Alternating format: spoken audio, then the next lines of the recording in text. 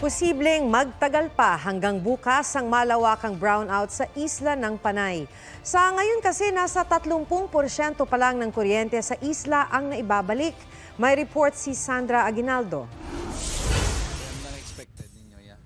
Buhay ang nakataya sa bawat araw na walang kuryente sa maraming lugar sa Iloilo. Problema ng Ramon Duremdes District Hospital ang dagsa ng mga asthma patient. Hindi kasi makagamit ang nebulizer ang mga may hika sa bahay dahil brownout pa rin. Nataan na naman sila, mga extension na lang nga makasaksak lang sila. Mas okay, gito may dala sila nga mga ilaba nga nebulizer. Ang isang ospital sa bayan ng Pavia nangangamba sa pagkasira ng hospital equipment at lumulobong gasto sa krudo para sa generator. May mga patient kami nga dapat ma-secure namon and all the way down ang pagid mami ang samon nga consumption sa amon generator which is bayad gid kami sang almost 40K na in 2 days. Ang mga senior citizen na ito lumabas na ng kanilang bahay dahil mainit daw sa loob. Sa San Jose sa Antique, sa may seawall na muna natulog ang mga residenteng init na init din sa bahay.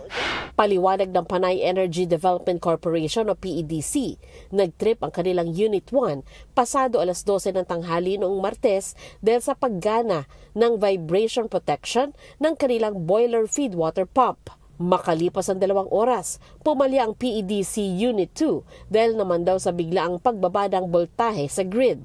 Kasabay nito, nagtrip na rin ang planta ng Palm Concepcion Power Corporation. Dahil dito,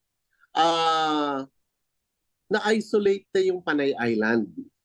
No? Bumigay na rin kasi yung submarine cable natin na nagko-connecta between Negros and Panay. At dahil nawala yung malaking planta natin sa Panay, nagkaroon na rin ng outage. Nais malaman ng Department of Energy o DOE kung bakit pumalya ang 3 pinakamalalaking planta na nagsusupply ng kuryente sa Panay Island. Titingnan din nila kung may pagkukulang ang National Grid Corporation of the Philippines o NGCP bilang system operator. Git ng NGCP, power generation ang naging problema at hindi umano ang transmission na pinapangasiwaan nila. Maging ang NGCP nawalan daw ng kuryente na kailangan nila para sa transmission. Nag-zero generation na ang Panay Island. So in that situation, you had no power to transmit. Planong imbestigahan sa Kongreso ang power outage. Handa naman daw humarap ang NGCP.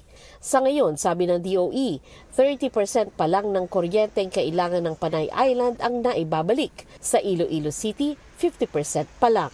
Hinihintay natin makabalik sa operation ang Palm Concepcion Power Corporation power facility. Ang inaasahan natin by early tomorrow morning, kompleto na yung supply ng kuryente natin sa Panay Island. Sandra Aguinaldo nagbabalita para sa GMA Integrated News.